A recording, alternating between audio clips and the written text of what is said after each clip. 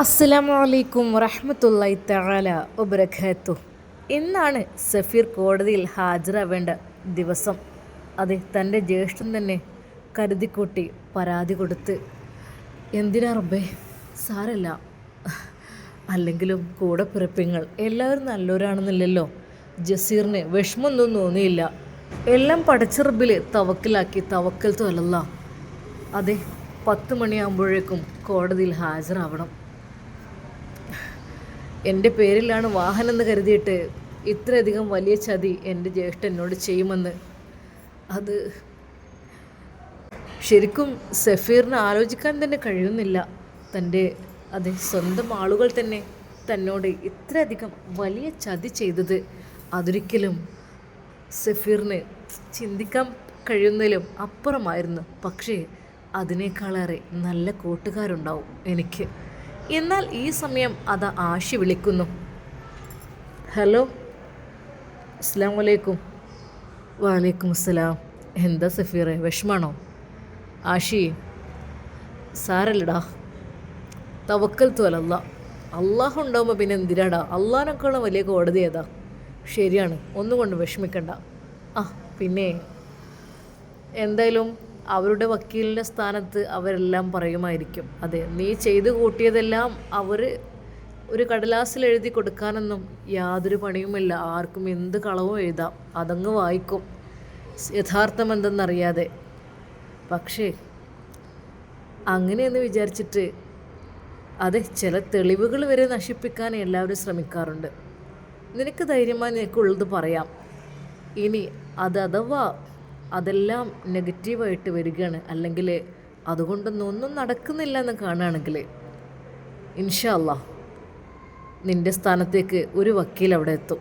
Okay, ഞാനെല്ലാം പറഞ്ഞിട്ടുണ്ട്, കാര്യങ്ങളെല്ലാം. ഓക്കെ, ഇൻഷാ അല്ലാഹ്. ശരിക്കും സഫീർ ഞെട്ടിപ്പോയി.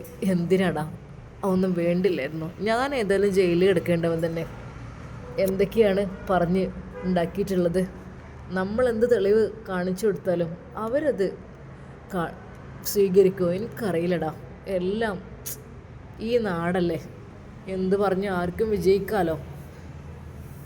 ഒരിക്കൽ പോലും അങ്ങനെയുള്ള ചിന്ത പോലും എനിക്ക് ഉണ്ടായിട്ടില്ല. സത്യമായിട്ടും എൻ്റെ ഏട്ടത്തി ഉമ്മയാണ് ഹാദിയ.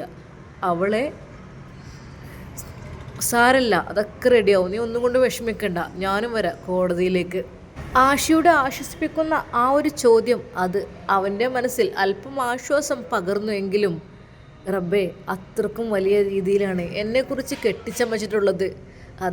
എന്ത് കളവ് പറഞ്ഞാലും അത് വാദിക്കുന്ന വക്കീലന്മാരും അതിനനുസരിച്ച് അവർ ക്യാഷ് കൊടുത്തു കഴിഞ്ഞാൽ എന്തും ചെയ്യാമെന്നുള്ള ഈ ദുനിയാവ് റബ്ബേ എത്രമാത്രം ക്രൂരമാണ്. ശരിക്കും അവനെന്ത് വിചാരിച്ചു? അങ്ങനെ അവൻ 10 മണിയായപ്പോഴേക്കും കോടതിയിലേക്ക് എത്തുന്നു. 10 മണിയോട് കൂടി വക്കീലന്മാരും ജഡ്ജിയും എല്ലാവരും എത്തി. അങ്ങനെ സഫീറിനെ അവിടെ ഹാജരാക്കി. വക്കീൽ വായിക്കുന്നു. സഫീർ എന്ന പേരുള്ള 23-കാരൻ സ്വന്തം ജ്യേഷ്ഠൻ്റെ ഭാര്യയെ സ്വന്തമാക്കണമെന്നുള്ള ആഗ്രഹത്താൽ അവൻ്റെ ഭാര്യയെ വാഹനമിടിച്ച് കൊലപ്പെടുത്തുവാൻ വേണ്ടി ശ്രമിക്കുന്നു. അതിന് കാരണം മറ്റൊന്നുമല്ല, അവളോട് വിവാഹ അഭ്യർത്ഥിച്ചപ്പോൾ അവൾ നിരസിച്ചത് കാരണം. അത് ഒന്നാമത്തെ കാരണം. രണ്ടാമത്തേത്, ജ്യേഷ്ഠൻ്റെ ഭാര്യയെ എനിക്ക് കിട്ടുമോ എന്ന് ചോദിച്ചു. പക്ഷേ ജ്യേഷ്ഠൻ കൊടുത്തില്ല, തരില്ലെന്ന് പറഞ്ഞു. അത് രണ്ടാമത്തെ കാരണം. ഈ ഏതോ ഒരു കാരണം മനസ്സിൽ പകവെച്ചിട്ട് അവൻ അതിക്രൂരമായി ജ്യേഷ്ഠൻ്റെ ഭാര്യയെ കൊല്ലാൻ വേണ്ടി ശ്രമിച്ചതാണ് ഒന്നാമത്തെ കാരണം. പിന്നീട് കൊലപാതകം അത് നടന്നോ ഇല്ലയോ എന്ന് പോലും ശ്രദ്ധിക്കാതെ അവൻ ആ വലിയ ലോറി ഇടിച്ചു പോയിട്ട് നേരെ വിദേശത്തേക്ക് കടന്നു കളഞ്ഞു, കേസിൽ പെടാതിരിക്കുവാൻ വേണ്ടിയിട്ട്.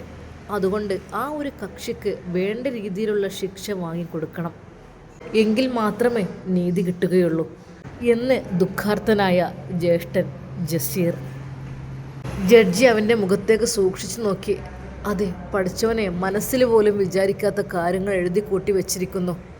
എന്നാൽ ഒരു നിമിഷം സഫീറിന് എന്ത് ചെയ്യണമെന്നായിപ്പോയി. തവക്കൽത്തു അലല്ലാ, അത് മാത്രമായിരുന്നു അവൻ്റെ ചുണ്ടിൽ. എന്താ സഫീർ, ഒന്നും പറയാനില്ലേ? ഇങ്ങനെയാണോ ഒരു കുടുംബത്തിൽ ജീവിക്കേണ്ട നിങ്ങൾ കാണിച്ചു കൂട്ടേണ്ടത്? സ്വന്തം ജ്യേഷ്ഠൻ്റെ ഭാര്യയ്ക്ക് ഇത്രമാത്രം ഇങ്ങനെ ചിന്തിക്കാൻ പാടുണ്ടോടോ? നിനക്കൊക്കെ എന്തിൻ്റെ കേടാ? പിന്നെ അത് മാത്രമല്ല, നിങ്ങൾ കുറ്റക്കാരനാണെന്ന് കണ്ടെത്തിയത് കൊണ്ട് നിങ്ങൾക്കൊന്നും പറയാനോ എന്തെങ്കിലും ഉണ്ടോ? ഞാനിവിടെ ഇല്ലായിരുന്നു ആ സമയത്ത്. അത് എല്ലാവരും പറയുന്നത് തന്നെയാണ്. ഒരിക്കലും അതങ്ങനെ അങ്ങ് അംഗീകരിക്കാൻ പറ്റില്ല. പെട്ടെന്ന് അതാ ഒരു വക്കീൽ അവിടെ പ്രത്യക്ഷപ്പെടുന്നു സഫീറിൻ്റെ ഭാഗത്ത്. സർ, ഇതാ പാസ്പോർട്ട്. ആ സമയത്ത് അവൻ ഇവിടെ ഇല്ലായിരുന്നു എന്നതിൻ്റെ ഡേറ്റ് കാര്യങ്ങളെല്ലാം, അവൻ എന്നാണ് ഇവിടുന്ന് വിദേശത്തേക്ക് പോയത്, എന്നാണ് മടങ്ങി വന്നത്, അതിനുള്ള കറക്റ്റ് ഡീറ്റെയിൽസ് എല്ലാം ഇത് നോക്കിയാൽ തെളിവുണ്ട്. ഇവിടെ തെളിവാണ് പ്രധാനം. എന്തെങ്കിലും കെട്ടിച്ചമച്ചു എന്ന് കരുതിയിട്ട് അതങ്ങനെ അങ്ങ് നടപ്പിലാക്കാൻ പറ്റില്ലല്ലോ ബഹുമാനപ്പെട്ട കോടതി. എതിർകക്ഷിക്ക് ഒന്നും പറയാനില്ലാത്തത് കൊണ്ട് ഒരു കക്ഷിയുടെ അത് മാത്രമാണ് ഇവിടെ എടുത്തത്. പറയാനുണ്ടെങ്കിൽ പറയാം. എന്നാൽ ഒരു നിമിഷം ഞെട്ടിത്തെരിച്ചുകൊണ്ട് അവൻ അവളുടെ മുഖത്തേക്ക് നോക്കി. അതെ, ചെറിയൊരു പെൺകുട്ടി. വക്കീൽ, ഒരിക്കൽ പോലും കണ്ടിട്ടില്ലാത്ത മുഖം. റിസ്വാന വക്കീൽ. ശരിക്കും അവളുടെ ആ ഒരു വാക്കുകൾ കേട്ട് സഫീർ ഒരു നിമിഷം ഞെട്ടിപ്പോയി. ശരിയാണോ ഇത്? സഫീറിനോട് ചോദിക്കുന്നു. അതെ സർ, ശരിയാണ്. ഞാനിവിടെ ഇല്ലായിരുന്നു, ഞാൻ പറഞ്ഞല്ലോ. ബഹുമാനപ്പെട്ട കോടതി, ആരാണ് പരാതി കൊടുത്തത് അവരെ കൂടെ ഇതിലേക്ക് ഹാജരാക്കണം എന്ന് ബഹുമാനപ്പെട്ട കോടതിയോട് അപേക്ഷിക്കുകയാണ്. ആ നിമിഷം തന്നെ ഒബ്ജക്ഷൻ യുവർ ഓണർ, തീർച്ചയായും പരാതിക്കാരനെ ഇവിടെ ഹാജരാക്കണം. ആ നിമിഷം തന്നെ അതാ അവൻ്റെ വക്കീൽ, അതായത് ജസീറിൻ്റെ വക്കീൽ വിളിക്കുന്നു. ജസീർ, നീ ഹാജരാകണം. ഞാൻ മാത്രം ഹാജരായാൽ പോരാ, നിന്നെ വിളിപ്പിക്കുന്നുണ്ട്. ഏയ്, നിനക്ക് എത്ര വേണ്ടത്? എത്ര ലക്ഷങ്ങൾ വേണ്ടി പറ, ഞാൻ ഹാജരാകുന്നില്ല. എന്ത് കാര്യത്തിന്? എല്ലാം ഞാൻ പറഞ്ഞ് ശരിയാക്കിയതല്ലേ? ശരിയാണ്, എല്ലാം ഞാൻ എഴുതിയിട്ടുണ്ട്, നീ പറഞ്ഞതുപോലെ തന്നെ. ഒന്നും അതിലൊരു മാറ്റവും വന്നിട്ടില്ല. എന്താ, ഞാൻ നിനക്ക് എത്ര ലക്ഷം വേണം പറ, എത്ര വേണം പറ. 2 ലക്ഷം വേണോ? 3 വേണോ? 5 വേണോ? 10 വേണോ? No problem. 50 ലക്ഷം വേണോ? No problem. ഒരിക്കൽ പോലും അത് അവനവിടെ ജയിക്കാൻ പാടില്ല, ഞാൻ തന്നെ ജയിക്കണം. എന്നാൽ വീണ്ടും അതാ വക്കീൽ ഒറ്റയ്ക്ക് വാദിക്കുവാൻ വേണ്ടി തുടങ്ങുന്നു. തികച്ചും തെറ്റായ രീതിയിലുള്ള തെളിവുകളാണതെല്ലാം. ആ സമയത്ത് അതെ, അവനായിരുന്നു ലോറി ഓടിച്ചതും അവളെ ഇടിച്ചിട്ടതും. ആദ്യമേ അവൻക്ക് അവളോടൊരു ക്രഷ് ഉണ്ടായിരുന്നു. അതൊക്കെ പരാതിക്കാരൻ ശരിക്കും ഇതിൽ എഴുതിയിട്ടുണ്ട്. ഇനി ഒരിക്കൽ പോലും നിങ്ങൾക്ക് അതിൽ ഒരു തെളിവുകൾ കൂട്ടാനും കുറക്കാനും കഴിയില്ല. ഇവരൊക്കെ എവിടെ നിന്ന് വന്നു? അവൻ ആദ്യമേ ഇവിടെ കേസ് കൊടുത്തതാണ്, ഇതെന്ത് ന്യായം എന്ന് പറഞ്ഞുകൊണ്ട് ശരിക്കും അദ്ദേഹം വാദിക്കാൻ തുടങ്ങി. എന്നാൽ റിസ്വാന വക്കീൽ അല്പം ചൊടിയോടെ തന്നെ പറഞ്ഞു, ഹേയ് മിസ്റ്റർ, ഇതിനേക്കാൾ വലിയ തെളിവുണ്ടോ എന്ന് പറഞ്ഞുകൊണ്ട് അവളുടെ ഫോണിലെ ആ ഒരു ദൃശ്യം കാണിച്ചു കൊടുത്തു. ഇതാ, ഈ ലോറി ഓടിക്കുന്നത് ആരാണെന്ന് ഇതിനേക്കാൾ വലിയ തെളിവുണ്ടോ? അതാരാണെന്ന് കാണുന്നില്ലല്ലോ മാഡം, കണ്ടാലല്ലേ അത് പറയാൻ പറ്റുള്ളൂ. ഓ അങ്ങനെ. എന്നാൽ ഈ ഒരു കാഴ്ചയെല്ലാം കണ്ടുകൊണ്ടിരുന്ന മറ്റൊരാളുണ്ടായിരുന്നല്ലോ, ആ ഒരാളിൽ നിന്ന് എല്ലാം നമ്മുടെ ആഷി ഉസ്താദ് ശേഖരിച്ചിരുന്നു. എല്ലാം അത് റിസ്വാന വക്കീലിനെ അയച്ചു കൊടുത്തിരുന്നു. എല്ലാ തെളിവുകളും കാര്യങ്ങളും എല്ലാം. നിമിഷങ്ങൾക്കകം ആ ഒരു വീഡിയോ ക്ലിപ്പ് അവിടെ ഓൺ ചെയ്തു. ജഡ്ജി പറഞ്ഞു, ഈ ഒരു സമയത്ത് അത് സഫീർ നാട്ടിലില്ല എന്നതിൻ്റെ തെളിവാണ് ഇതിലുള്ളത്. പക്ഷേ ഇതിൽ കയറിയതും ഇറങ്ങിയതും കാണാത്ത സ്ഥിതിക്ക് അതും തെളിവായി കണക്കാക്കാൻ കഴിയില്ലല്ലോ. വക്കീലിൻ്റെ ആ ഒരു ചോദ്യത്തിന് മുമ്പിൽ ജഡ്ജി വീണ്ടും അത് ചെക്ക് ചെയ്തുകൊണ്ടിരുന്നു. എന്നാൽ വീണ്ടും റിസ്വാന വക്കീൽ അതാ അവിടെ ഓരോ തെളിവുകൾ നികത്തിക്കൊണ്ടിരുന്നു എല്ലാത്തിനെയും. ഒരു നിമിഷം അതാ ജസീറിൻ്റെ വക്കീൽ എന്ത് ചെയ്യണമെന്നായിപ്പോയി. ആ നിമിഷം തന്നെ ജസീറിനെ വിളിച്ചു. ജസീർ പറഞ്ഞു, ഞാനിവിടെ ഇല്ല, ഞാൻ വിദേശത്തേക്ക് പോയിക്കൊണ്ടിരിക്കുകയാണ്, ഞാൻ ഫ്ലൈറ്റ് കയറാൻ വേണ്ടി നിൽക്കുകയാണ് എന്ന് പറഞ്ഞപ്പോൾ, ഇല്ല, അരുത്, പോകാൻ പാടില്ല, വക്കീൽ അവനോട് ഉപദേശിക്കുകയാണ്, പോകരുത്, ഈ ഒരു കേസ് അതൊരിക്കലും എൻ്റെ തലയിൽ കെട്ടിവെച്ച് നീ പോകരുത്, നീ തന്നെ ഇതിനുള്ള തെളിവ്. ഇല്ല. ആ നിമിഷം തന്നെ അതാ അവൻ അപ്പോഴേക്കും വിദേശത്തേക്ക് കടന്നു കളയുകയായിരുന്നു. പിന്നീട് വിളിച്ചിട്ടും കിട്ടുന്നില്ല, ഒന്നും കിട്ടുന്നില്ല. ശരിക്കും വക്കീലാകെ വിയർത്തു പോയി. എന്തു പറ്റി? നിങ്ങളുടെ കക്ഷിക്ക് തെളിവുകളൊന്നും നികത്താൻ ഇനിയൊന്നുമില്ലേ? അവൻ പറഞ്ഞത് തികച്ചും ഇത് തിരിച്ചായ പോലെയായല്ലോ. ശരിക്കും ജസീറിൻ്റെ വക്കീൽ ഒന്ന് പെട്ടുപോയി എന്നർത്ഥം. സഫീറിനെ വിശ്വസിക്കാൻ കഴിഞ്ഞില്ല. റിസ്വാന വക്കീൽ, തനിക്ക് വേണ്ടി വാദിക്കാൻ വന്ന ആ ഒരു പെൺകുട്ടി, അവൾ ഞാൻ മുമ്പ് കണ്ടിട്ട് പോലുമില്ല. അതേ മനോഹരമായ രീതിയിൽ മഫ്തയെല്ലാം കുത്തി ഒരു മുടി പോലും കാണാതെ എത്ര നല്ല രീതിയിലാണ് ഒരു മുസ്ലിം വക്കീലിനെ ഞാനിവിടെ കാണുന്നത്. ശരിക്കും സഫീറിനെ വിശ്വസിക്കാൻ കഴിഞ്ഞില്ല. എന്നാൽ ആ വക്കീലിൻ്റെ തൊട്ട് പിറകിലായി ആശയം വന്നിട്ടുണ്ട്. അവർക്ക് ആ കണ്ണുകളെ വിശ്വസിക്കാൻ കഴിഞ്ഞില്ല. കോടതി വിധി ആകെ അങ്ങ് മാറി മറിയുന്ന പോലെയാണ് അവിടെ കണ്ടത്. ജഡ്ജി വീഡിയോയും അതുപോലെ പാസ്പോർട്ടിൻ്റെ തെളിവും എല്ലാം നോക്കിക്കാണുന്നു. ജസീറിൻ്റെ വക്കീൽ എങ്ങനെയൊക്കെയോ ആ ഒരു വിധി മാറ്റിമറിക്കുവാൻ വേണ്ടി ശ്രമിച്ചിട്ടും കോടതി വിധി ഇങ്ങനെയായിരുന്നു. തെളിവാണ് ഇവിടെ പ്രധാനം. തെളിവില്ലാതെ എന്ത് നികത്തിയിട്ടും കാര്യമില്ല, എത്ര എഴുതി കൂട്ടിയിട്ടും കാര്യമില്ല. തെളിവുകൾ അതൊന്നുണ്ടായാൽ മതി. അത് ശരിക്കും ജസീറിൻ്റെ വക്കീൽ ആകെ അങ്ങ് വിയർത്ത് പോയി. എനിക്കിട്ട് പണി തന്നിട്ട് അവൻ മുങ്ങി. നിങ്ങളുടെ പരാതിക്കാരനെ അവനെ കൂട്ടിക്കൊണ്ടുവരൂ എന്ന് പറഞ്ഞു. ഇന്നത്തെ കോടതി പിരിച്ചു വിട്ടിരിക്കുന്നു എന്ന് പറഞ്ഞ് ജഡ്ജി അതാ അവിടെ ആ നിയമം പുറപ്പെടുവിക്കുന്നു. ശരിക്കും അയാൾ വല്ലാതെയായി. എന്നാൽ പെട്ടെന്ന് തന്നെ റിസ്വാന വക്കീൽ അവിടെ നിന്ന് പോവുകയും ചെയ്തു.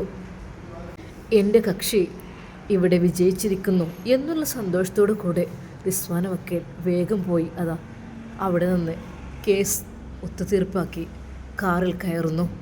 ഒരു നിമിഷം സഫീർ ഓടിയെത്തി അങ്ങോട്ട്. മേഡം എനിക്ക് നോ പ്രോബ്ലം. അതെ, എന്നെ പഠിപ്പിച്ച എൻ്റെ ഉസ്താദ് എന്നെ വിളിച്ചു, ഞാൻ വന്നു. എൻ്റെ ഉസ്താദ് വിളിച്ചാൽ വരാതിരിക്കാൻ പറ്റുമോ? എന്തൊക്കെ തന്നെയല്ലേ തെളിവുകളാണ് എല്ലായിടത്തും പ്രധാനം. തെളിവുകൾ ഉണ്ടായിക്കഴിഞ്ഞാൽ നോ പ്രോബ്ലം, ആരെയും പേടിക്കേണ്ട ആവശ്യമില്ല. സഫീർ ഹാപ്പിയാണോ? അല്ല, ശരിക്കും നിങ്ങളുടെ ജ്യേഷ്ഠൻ തന്നെയാണോ ഇങ്ങനെയൊക്കെ പരാതി എഴുതി കൊടുത്തിട്ടുള്ളത്?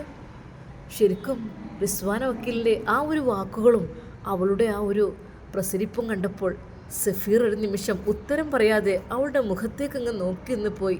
ഹേയ്, എന്താ ഇത്? അത് റിസ്വാന വക്കീലിൻ്റെ ആ ഒരു എന്നെ രക്ഷിക്കുവാൻ വേണ്ടി പെട്ടെന്ന് എവിടുന്നോ അള്ളാഹു ആകാശത്ത് നിന്ന് ഇറക്കിയ പോലെയാണ് തോന്നിയത്. റിസ്വാന വക്കീലിൻ്റെ ആ ഒരു വാക്കുകൾ കേട്ട് സഫീറിന് എന്ത് പറയണമെന്നായിപ്പോയി.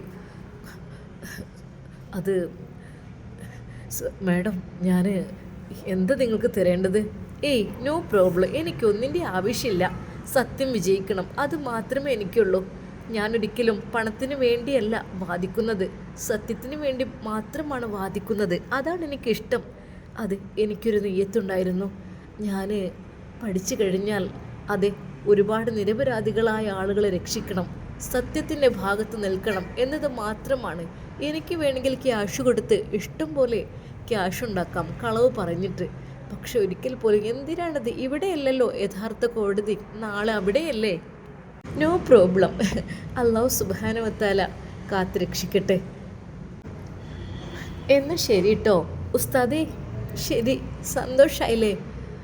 റിസ്വാന, മാഷാ അല്ലാ, അള്ളാഹു നിനക്ക് ഉയരങ്ങളിൽ നിന്ന് ഉയരങ്ങളിലേക്ക് അള്ളാഹു നിന്നെ എത്തിക്കട്ടെ. ആമീൻ. എന്നാൽ ശരി കേട്ടോ. അതി നിറഞ്ഞ പുഞ്ചിരിയോടുകൂടെ അവൾ തന്നെ കാറോടിച്ച് പോകുന്നത് സഫീർ ഒരു നിമിഷം നോക്കി നിന്നു. ശരിക്കും ആഷി പറഞ്ഞു, ഞാൻ ഫസ്റ്റ് ഇവിടെ ജോയിൻ ആയ സമയത്ത് എനിക്ക് കിട്ടിയ സ്റ്റുഡൻ്റ് ആയിരുന്നത്. അതെ, +2 കഴിഞ്ഞിട്ടായിരുന്നു അവളും ജോയിൻ ആയിരുന്നത്. എന്നാൽ ആ കൂട്ടത്തിൽ അവൾ എൻട്രൻസ് എക്സാം എഴുതിയിരുന്നു. എൻട്രൻസ് എക്സാം എഴുതി കഴിഞ്ഞ് അവൾക്ക് പെട്ടെന്ന് LLBക്ക് സീറ്റ് കിട്ടി. എന്നാൽ ആ കുട്ടി മതപഠനത്തോടൊപ്പം അതും കണ്ടിന്യൂ ചെയ്തു. രണ്ടും കൂടെ ഒരുമിച്ച് അവളങ്ങ് കൊണ്ടുപോയി. മാഷാ അല്ലാ, ഇന്ന് നല്ലൊരു വക്കീലായിട്ട് അവൾ ഇറങ്ങി. പക്ഷെ അവളൊരിക്കലും പണത്തിന് വേണ്ടിയിട്ടൊന്നുമല്ല കേട്ടോ. അതെ, ഒരുപാട് നിരപരാധികളായ ആളുകൾ സത്യം മാത്രം വിജയിക്കണം എന്നുള്ള ചിന്ത മാത്രമേ അവൾക്കുള്ളൂ. ഒരിക്കലും കളവിൻ്റെ കൂടെ അവൾ കൂട്ടു നിൽക്കില്ല. അവൾ നമ്മളെ ഏൽപ്പിച്ച് എന്തെങ്കിലും പറഞ്ഞു കഴിഞ്ഞാൽ അവൾ തെളിവ് ചോദിക്കും. ആ തെളിവ് നികത്തി അതിനുള്ള സംസാരം അവൾ കൊടുക്കും. അങ്ങനെ ആയി കഴിയുമ്പോൾ കോടതിയിൽ നമ്മൾ വിജയിക്കും, കേസ് വിജയിക്കും. അങ്ങനെയാണ് ചെയ്യാറുള്ളത്. ശരിക്കും ആഷി ഉസ്താദിനെ കെട്ടിപ്പിടിച്ച് സഫീർ കരഞ്ഞു. ആഷി, ഞാൻ എന്താടാ, ഞാൻ എങ്ങനെ നിന്നോട് ഇതിന് നന്ദി പറയാം, എനിക്കറിയുന്നില്ല. ശരിക്കും അവർ രണ്ടുപേരും വല്ലാത്തൊരു സന്തോഷത്തിലായി. നമ്മുടെ ഹാദി രക്ഷപ്പെട്ട് കഴിഞ്ഞാൽ എത്ര നന്നായിരുന്നു അല്ലേ. അവളെല്ലാം അത് പറയുമായിരുന്നു ഇതിനെക്കുറിച്ചൊക്കെ. എന്നാൽ അതിനു മുമ്പായിട്ട് തന്നെ റിസ്വാന വന്ന് രക്ഷിച്ചത് കൊണ്ട് അള്ളാഹു സുബ്ഹാനഹു വതആലയുടെ കരുണാ കടാക്ഷം, അത് പറഞ്ഞാൽ മതി. അത് സന്തോഷം കൊണ്ട് നിൽക്കാൻ കഴിയുന്നില്ല. അത് ജയിലിലേക്ക് അഴിയെണ്ണി പോകേണ്ടിയിരുന്ന ഞാൻ ഇത്രയും പെട്ടെന്ന് ഇവിടെ എത്തിയത് ഒരിക്കലും ഓർക്കാൻ കൂടി കഴിയുന്നില്ലായിരുന്നു. റബ്ബേ, ശരിക്കും ഞാനാകെ, എനിക്കറിയില്ലടാ, പുതിയ ജീവിതമാണ് എനിക്ക് കിട്ടിയത്. അത് ഞാനൊന്ന് മരണപ്പെട്ടു ജീവിച്ച പോലെയാണ് എനിക്ക് തോന്നുന്നത്. കാരണം ഇത്ര പെട്ടെന്ന് എനിക്ക് വിജയിക്കാനാവും ഞാൻ വിചാരിച്ചില്ല. എന്നാൽ ആഷി ഉസ്താദ് പറഞ്ഞു, തെറ്റ് ചെയ്തവർക്കല്ലേ പേടിയുള്ളൂ, നീ ഒരു തെറ്റും ചെയ്തിട്ടില്ല, നീ നിരപരാധിയാണ്, അള്ളാഹു നിൻ്റെ കൂടെ ഉണ്ടാവും. എൻ്റെ റിസ്വാന വക്കീൽ എങ്ങനെയുണ്ട്? നല്ല മിടുക്കിയ കുട്ടിയായിരുന്നു, പഠിക്കാൻ നല്ല ഉഷാറാണ്. അത് എല്ലാ എൻട്രൻസും കാര്യങ്ങളും അതിൽ ഇത് ന്യൂസ് പേപ്പർ കാര്യങ്ങൾ എന്തൊക്കെ പഠിക്കാൻ കിട്ടും, അതൊക്കെ നല്ല സ്മാർട്ട് ഗേളാണ്. അൽഹംദുലില്ലാ, അവൾ വക്കീലായി ഇറങ്ങി നല്ല നല്ല കേസുകളൊക്കെ അവൾ വാദിക്കും. ഒരിക്കൽ പോലും തെറ്റിന് കൂട്ടു നിൽക്കില്ല, ഒരാളോടും പൈസ ചോദിക്കില്ല എന്നുള്ള തന്നെ. അവൾ അവളുടെ കഴിവിനനുസരിച്ച് ആളുകൾക്ക് സത്യമുണ്ടെങ്കിൽ അതിന് വാദിക്കാൻ പോകും. അവൾ ആദ്യം പറയും തെറ്റുകുറ്റങ്ങളും ക്രിമിനൽസ് അങ്ങനെയുള്ള തെറ്റായ രീതിയിലുള്ള ഇൻഫർമേഷൻ അതിന് എനിക്ക് താല്പര്യമില്ല. ആരുടെയും ഭാഗത്ത് സത്യമുണ്ടെന്ന് കഴിഞ്ഞാൽ ഞാനത് ഓക്കെ ആക്കി കൊടുക്കും, അതിന് ഞാൻ ഉഷാറാണ്. അല്ല, തെറ്റിന് ഞാൻ ഒരിക്കലും കൂട്ടു നിൽക്കില്ല. കാരണം അള്ളാഹു സുബ്ഹാനഹു വതആലയുടെ കോടതി ഉണ്ടല്ലോ അവിടെ നാളെ, അതിൽ നമ്മളിവിടുന്ന് എത്ര കളവ് പറഞ്ഞ് കഴിച്ചിലായാലും അവിടെ നമുക്ക് രക്ഷപ്പെടാൻ കഴിയൂലല്ലോ എന്നതാണ് ആ കുട്ടിയുടെ ഒരു ചിന്ത. അതെ, എല്ലാവർക്കും ഉപകാരപ്പെടുന്നൊരു വക്കീൽ, നല്ല മോളാണ്. എന്നാലും വിളിച്ചപ്പോൾ തന്നെ വന്നല്ലോ. ശരിക്കും സഫീറിന് അവളുടെ ആ കണ്ണുകളെ വിശ്വസിക്കാൻ തന്നെ കഴിഞ്ഞില്ല. തനിക്ക് വേണ്ടി പെട്ടെന്നൊരു വക്കീൽ പെണ്ണ്, അതും നല്ലൊരു മുസ്ലിം പെണ്ണ് വന്ന് വാദിക്കാന്ന് വെച്ചാൽ റബ്ബേ, ഇത്രയധികം ശരിക്കും അതെ സഫീറിൻ്റെ മനസ്സിലേക്ക് എന്തൊക്കെയോ കടന്നുകൂടിയ പോലെ. റബ്ബേ, എന്നെ രക്ഷിച്ച പെൺകുട്ടി, അത് മാത്രമായിരുന്നു സഫീറിൻ്റെ ചിന്തകൾ. ആ രാത്രി സഫീറിന് ഉറങ്ങാൻ കഴിഞ്ഞില്ല. അതെ, അവളെ ഒന്ന് കണ്ടിരുന്നെങ്കിൽ, റിസ്വാന വക്കീലിനെ ഒന്ന് കണ്ടിരുന്നെങ്കിൽ എന്ന് അവൻ മനസ്സിൽ ആഗ്രഹിച്ചു പോവുകയാണ്. ഇൻഷാ അല്ലാഹ് നമുക്കിതിൻ്റെ ബാക്കി ഭാഗം നാളെ കാണാം. അതുവരേക്കും എല്ലാവർക്കും അസ്സലാമു അലൈക്കും വറഹ്മത്തുള്ളാഹി തആല വബറകാതുഹു. പ്രിയപ്പെട്ട കൂട്ടുകാരെ, നല്ല ശബ്ദങ്ങൾ കേൾക്കുന്നുണ്ടല്ലേ, അപശബ്ദങ്ങളൊക്കെ കേൾക്കണില്ലേ? ക്ഷമിക്കണം കേട്ടോ, എല്ലാവരും ഹോസ്പിറ്റലിലാണ്, അനിയത്തിൻ്റെ കൂടെയാണ്. അപ്പോൾ ഞാനിവിടെ ഒരു ഒഴിഞ്ഞൊരു ഭാഗത്ത് ഇരുന്നിട്ടാണ് ഇത് പറയണത്. അപ്പോൾ ഇൻഷാ അല്ലാഹ് ഇതിൻ്റെ ബാക്കി ഭാഗം നമുക്ക് നാളെ കാണാം കേട്ടോ. എല്ലാവർക്കും അസ്സലാമു അലൈക്കും വറഹ്മത്തുള്ളാഹി തആല വബറകാതുഹു.